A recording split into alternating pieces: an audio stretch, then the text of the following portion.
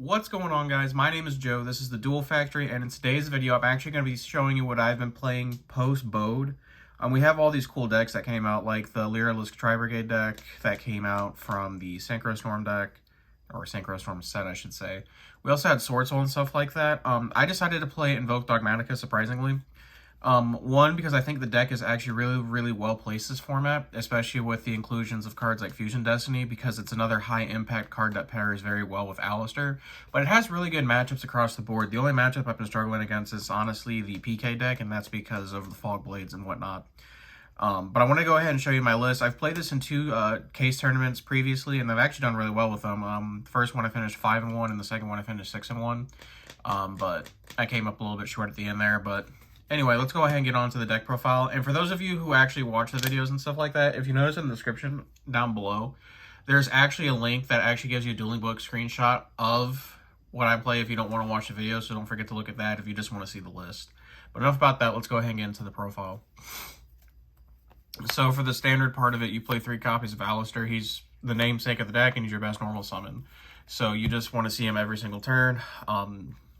Being able to have your engine on turn 1 is very important. For the Dogamtika cards, I played a little different.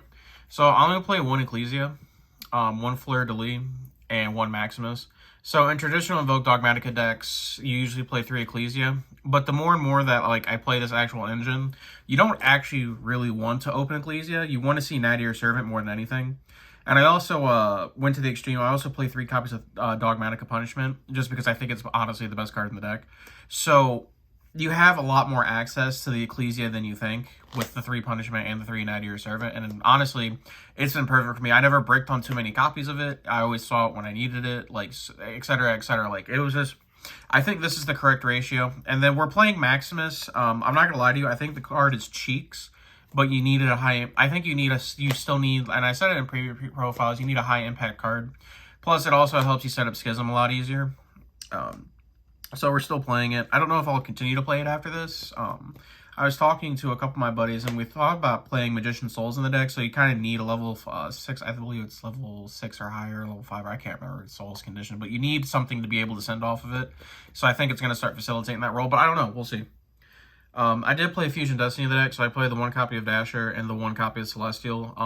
Having breaks that have actual effects are really cool. A fun fact, though, in one of my rounds, my opponent didn't know this, but Dasher has a secondary effect other than its graveyard one, where you contribute a monster and it gains 1,000 attack points. The only reason I mention this is because I had a situation where my DPE was banished, but I had activated the effect, so I was able to bring back Dasher during the standby phase, and my opponent was at 3,100 life, and I had a draw and lock in hand, so I normal summoned and attributed. My opponent had no idea what was going on and didn't realize that Dasher had been pumped up to 31, so that was hilarious. Doesn't always happen, but it is what it is. And then Celestial being able to draw too is really cool. Also, people forget that his battle phase effect when he can pop face up spell and trap cards is really cool, because it's essentially just poking for 2,100 when you leave like face up tankies and whatnot, so it's hilarious. I did play 3 copies of Ash Blossom and Joy Spring. It's just the most generic hand trap. And then continue with the theme of hand traps, I also played 3 copies of Infinite Impermanence. They're just the most generic ones. Honestly, I thought about just playing no hand traps at all, but I don't know how I feel about that yet. But these are the ones I chose to main deck. On to the spell cards. More copies of Alistair and 3 copies of Magical Meltdown. I mean, the card's honestly insane. It's also another reason why I've considered playing Souls in this deck, because you just have like face-up Meltdown sometimes that aren't doing anything. And you can draw additional cards if Souls was in the deck. So I think that's another reason to play it. 1 copy of Terraforming for additional copies of Alistair, the Invoker, and Magical Meltdown, essentially. And then 2 copies of Invo. I thought about playing 3, but I think since we're not playing cards like Desires, I think 2 is the right number. More high impact. Like, my favorite part about the deck is all the spells are high impact, right? So 3 copies of Nadir Servant. Still my favorite card in Yu-Gi-Oh! To this day since its release. It's like, the card's just crazy, and it's super high impact. It does everything you want it to do, really. The new edition, 3 copies of Fusion Destiny. Honestly, this bumps the consistency of the deck way higher than it was before, because like I said, the big thing with like the Invoked Dogamtika deck and why it pairs so well is you want a high impact card to match your Alistair. And granted, Nadir Servant is a very high impact card. It's still a unsearchable 3 of, and we needed additional cards that pair well with it. Fusion Destiny just fits the build to a T. Not much to say there, and DPE is broken, so there's that. I also played 3 copies of Talents. I'm not going to lie, I don't know how I feel about this card, because in the early rounds of each case tournament, this card was really, really good. But as you get into the later rounds where you start playing a better quality of player, this card becomes worse and worse as you see it. But the fear, I think I'm still going to play it because of the fear of having it in your main deck causes your opponent to play differently, so you don't have to play through as many things, or their lines of play aren't as strong as they could be. So that's my thoughts on Triple Tactics Talents. And then 1 copy of Called by the Grave. Same logic with Triple Tactics Talents. Big reason we play these cards is because your Alistair is just a huge hand trap magnet, and these cards are super high impact against that. For consistency, we also play 3 copies of Pot of Prosperity. Now, arguably, this card does conflict with some of your card effects. For example, like your Celestial drawing 2 cards, or Tactics. It takes away the ability of Tactics to be able to also draw 2 cards, but I think the consistency boost it provides to the deck well warrants playing it. A lot of the times you see a lot of your 1-card starters, and you need a high-impact card to go with the said 1-card starter, so that's why we play it. And then the God card itself, 3 copies of Forbidden Droplet. I was able to finally finish my ulti set, so I'm super excited about that. So it's on to the Imperms next. But this card was really, really good for me. Going second, it was insane. It also gives purpose to like your dead-ish magical meltdowns that aren't doing anything and stuff like that. It also allows you to do stuff. It also lets you summon Alistair, and then when they like try to Imperm a Veiler it, and there's a monster on the field you have to deal with anyway, it just gives more purpose to those types of cards. And honestly, this card, it's crazy. I thought about playing Dark Ruler no more, because sometimes you don't have you don't always have the cards necessary to send off Droplet, but 9 times out of 10, I'm picking Droplet over not Forbidden, but Dark Ruler no more in this particular deck. So, and then on to the 4 trap cards that I played. 3 copies of Dogamtika Punishment. I see a lot of lists playing 1, but in my list, I'm playing 3. I think it's honestly the highest impact card in the deck. Not much to say on that one. Being able to pop 2 cards, being able to send your Titaniclad, like, it literally, I don't want to say it's the same impact as Nadir Servant, but being able to go, like, Ecclesia, search this and activate, or DPE, the normal summon Ecclesia, get this. Like, that's an insane board, and it doesn't sound like it, but there's so much interruption in that one board. And then the 1 copy of Dogmatica Schism, not Dogmatica Schism, but Shaddoll Schism, because 1 does a hell of a card.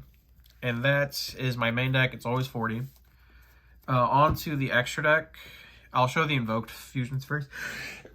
Bless me. But we played 2 copies of Invoked Mechaba. I wanted to play 1, if I'm being 100% honest with you, but 2 ended up being the perfect number, especially because a lot of the matchups, you're not winning instantly. You have to grind against your opponent, so the second one does come up. I did play 1 Invoked Algoides. This card came up a lot. I thought about playing 2 there for a little bit, but that's just overkill. The 1's perfect. If you play the deck right, you only ever need 1. Card I actually never summoned was Purgatrio. I thought in theory this card was going to be really, really good, but in reality it just never served a purpose. Even like when my opponent had Fire Monsters or I had Ash Blossom in Graveyard, I just never wanted to summon it. So, 1 copy of Titaniclad, not much to say here. Card's broken. The new edition, most broken fusion card, Destiny Hero, Destroyer, Phoenix, Enforcer. I'm not going to lie to you. I thought this card was good. I initially thought the card was going to be good. I didn't think it was as crazy as it actually is. 1, I didn't realize it didn't target until round 1 of the event of the first event I was playing. But this card is so hard to deal with. Like, unless they have, like, actual, like, crows, or if they have, like, DPEs, which I never, not DPE, but IDP, Ice Dragon's Prison. Never ran into that, by the way. Or if they have, like, the singular Call by the Grave, like, this card is just going to generate you so much advantage, it's actually unreal. Like, this card is crazy. But yeah, 1 copy of him. And then for the Shaddolls, the auto win against a lot of decks is Winda, and then the utility ones and Construct and App Cologne. Never summoned the App Cologne, but I actually did summon the Construct. Against a Life Twin player, actually, because it sent... I can't remember which Link monster it is. I think it's one of the Link 2s, but it sent it to the graveyard, and my opponent just couldn't play after that, so that was hilarious. I do play 2 copy of Intus. I like having the second copy, especially when since I'm playing 3 copies of Dogmatica Punishment. Realistically, resolving 2 Intus in a match actually does come up. or you can banish a copy off of Pot of Prosperity. Like, it just depends on what your situation is. One copy of Omega. This card was Cheeks. I just played it because I played it with Maximus, but I think this card's leaving my X deck for something else. And then I played one copy of All Mirage, one copy of Secure Gardener, and one copy of Predaplant Verde Anaconda. I play these just because of the Maximus, and because I also play Purgatorio.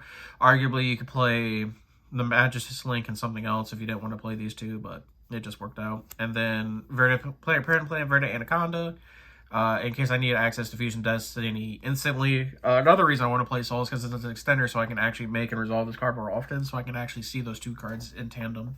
And then since I played in 2 case tournaments, I'll actually show you my side deck. It's pretty generic. There might be some changes, but we'll see what happens. So 3 copies of Lancia. This card is actually really, really good for me. When I saw it, the problem is I never saw it, other than like twice. But it's an auto win against some decks, so keep that in mind. This card was really good for me. Draw Lockbird. Not much to say there. It's good across the board.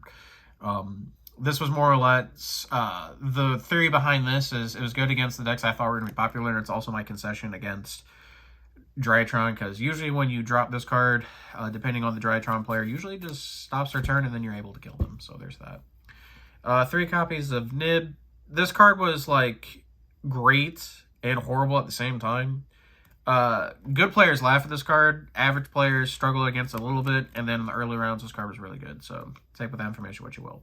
And then for the last 6, I played 3 copies of Cosmic. Mainly because you need back row interruption, especially against decks such as the PK deck, where your biggest problem is Fogblade. And then 3 copies of Evenly Matched. That new Heavenly Prison Monster, the one that protects all your back row. It makes cards like Lightning Storm or whatnot like Cheeks. So this is also another concession card. And that was my Invoked Dogamtika deck with DPE or whatever you want to call it. Not gonna lie to you guys, this deck, I honestly really, really like this deck. As you know, I have infinite love for Alistair.